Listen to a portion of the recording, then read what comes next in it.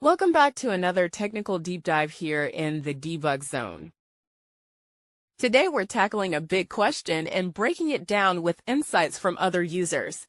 Hopefully this clears up some misconceptions and helps you get the answer you need. So buckle up, stay a little curious, and let's jump right in.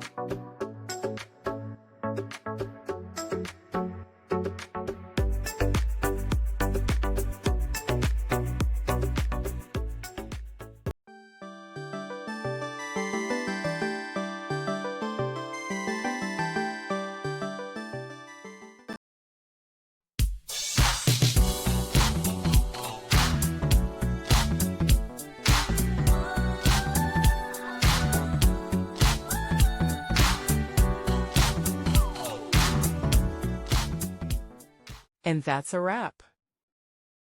I hope you found the answer you were looking for. If you did, take a second to hit that subscribe button. It really helps out.